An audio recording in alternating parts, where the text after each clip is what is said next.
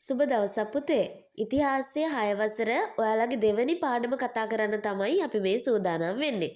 පුතේ, ඔයාලා අහලා තියෙනවා සෞරග්‍රහ මණ්ඩලය ගැන නේද? සෞරග්‍රහ මණ්ඩලයේ මොනවද තියෙන්නේ? ග්‍රහලෝක. අන්නේ ග්‍රහලෝකවල එකක් තමයි පුතේ මෙන්න මේ අපි ජීවත් වෙන පෘථුවිය තියෙන්නේ. එතකොට පුතේ මේ පෘථුවිය ග්‍රහලෝකයක්. පෘථිවිය මිනිස්සුන්ට වාසය කරන්න සුදුසු වෙන්නේ ඇයි පුතේ?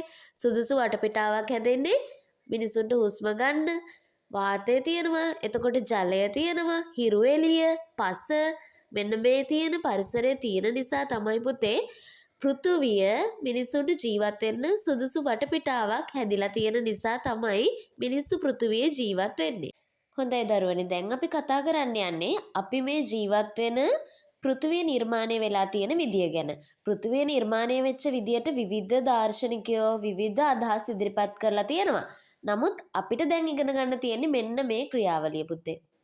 ඒ කියන්නේ පෘථිවිය හැදිලා තියෙනවා කියන්නේ ලොකු දූවිලි වලාවකින්. අන්න ඒකට අපි කියනවා නිහාරිකාව. එහෙම නැත්නම් නෙබියුලා කියලා තමයි හඳුන්වන්නේ. මෙන්න මේ නිහාරිකාව මැද ඉතාමත් දැඩි උෂ්ණත්වයක් තියෙනවලු.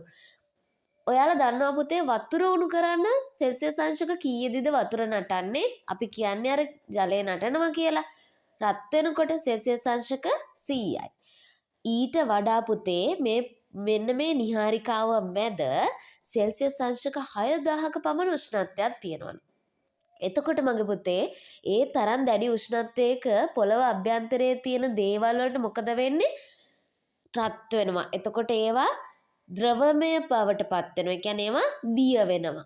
දැඩි උණුසුමක් සහිත අන්නේ අභ්‍යන්තරයේ තියෙන ද්‍රව්‍ය අපි කියනවා ලාවා කියලා. මෙන්න මේ ලාවා පොළව මතු පිටට සමහර වෙලාවට පොළව ඇතුලෙන් එන පීඩනයෙන් පුතේ මතු පිටට මුදා හරිනවා.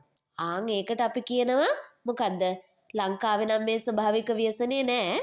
පිට රටවල් වල දැක ගන්න ලැබෙනවා. ඔයාලා අහලා දැකලා ඇති ගිනි කඳු පුපුරා යෑම කියලා කියන්නේ ආන්ගේ පොළවේ සෙල්සියස් අංශක 6000ක් පමණ අභ්‍යන්තරයේ තියෙන ලාවා මතු පිටට පැමිණලා ගලාගෙන යාමක් තමයි පුතේ.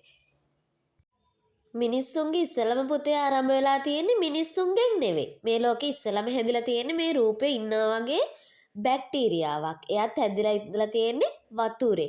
එතකොට පුතේ ගොඩබිම හැදිලා තියෙන්නේ මොනවද ඉස්සෙල්ලම? ශාක වර්ග. ඔව්, ඊට පස්සේ පුතේ මෙන්න මේ කාලෙදී කාලයක් යනකොට පෘථුවිය සිසිල් වෙන්න පටන් අරන් තියෙනවා. ඔයාලා දන්නවා ඕනම දෙයක් සිසිල් වෙනකොට උෂ්ණත්වය අඩු වෙනකොට ඒක මිදෙන්න බලනවා. ඒ කියන්නේ අයිස් තට්ටු විදිහට බැඳෙනවා. පෘථුවියටත් මේ වැඩේ වුණා පුතේ. පෘථුවියේ සමහර තැන් අධික සීතල නිසා අයිස් මිදෙන්න පටන් අරන් තිබ්බා. ඒ ප්‍රදේශවල සත්තු ජීවත් වුණා. එයාලා මොන වගේද පුතේ? සීතලට ඔරොත්තු දෙන සත්තු වෙන්න ඕන නේද මේ පැතිවල ඉන්නේ. එතකොට එයාලට මොනවද තියෙන්න ඕන? ලොකු ලොම් තට්ටුවක්. ඒ වගේ හිටපු මැමත් කියන අලි විශේෂයක් තමයි ඔය රූපේ තියෙන්නේ. තව ඉඳලා තියෙනවා විශාල රෝමත් කියන කවුද ඉඳලා තියෙන්නේ? වානරයෝ. අන්නේ වානර වර්ගයේ තමයි පුතේ අපි පටන් ගන්නවා කියලා කියන්නේ මිනිස්සුන්ගේ ආරම්භය. මේ යුගයට අපි කිව්ව තව නමක් මහා හිම යුගය. එහෙම නැත්නම් ග්ලැසියර් යුගය. ඒ ග්ලැසියර් යුගයේ හිටපු මෙන්න මේ කියන වානර කොට්ටාශයෙන් ටිකක් වෙනස් ස්වරූපයක් ගත්තා. ඒ කියන්නේ අර වානරයෝ කරන වැඩවලට වඩා ටිකක් උසස් වැඩ කරන. ගෙවල් හදාගෙන එක තැනකට එකතු වෙන්න පුළුවන්. එතකොට ඔය ගස්වල තියෙන දේවල්ම විතරක් කඩාගෙන කන්න නැතුව ඒවා ටිකක් වෙනස් විදිහට ආහාරයට ගන්න බලන ජලය ගලාගෙන යන තැන්වල ගෙවල් හදාගන්න උත්සාහ කරන වානරය කොටසක් තමයි නිර්මාණය වෙලා තිබිලා තියෙන්නේ පුතේ. කොහොම හරි අර වානර වර්ගයාගේ මේ වානර මානව ලක්ෂණ තියෙන පිරිස වෙනස් වුණා කියන්නේ ඒ ප්‍රදේශවල තිබ්බ මෙන්න මේ දේශගුණික සාධක නිසාලු පුතේ. මොනවද බලන්නේ? මහා හිම යුගයේ තිබ්බ දේශගුණික සාධක දීර්ඝ සීතල කාලයක් තිබ්බලු. ඊට පස්සේ ආය පොඩි උණුසුම් කාලයක් තිබ්බලු. ඒ කියන්නේ ටික කාලයකට ඉර පායනවා, ආයෙත් දීර්ඝ ශීත කාලයක් එනවා, ආයෙත් කෙටි උණුසුම් කාලයක් එනවා. ආන් ඔය කියන දේශගුණික සාධකවල වෙනස්කම් වලට හැඩ ගැහිච්ච වානරයෝ නිසාලු මිනිස්සු ආරම්භ වුණේ පුතේ. මෙන්න මෙහෙම ආරම්භ වෙච්ච මානව වානර සමාජයේ පුතේ ඉස්සෙල්ලාම යාලා ගල් මෙවලම් වලින් ආයුධ හදන්න පටන් ගත්තා.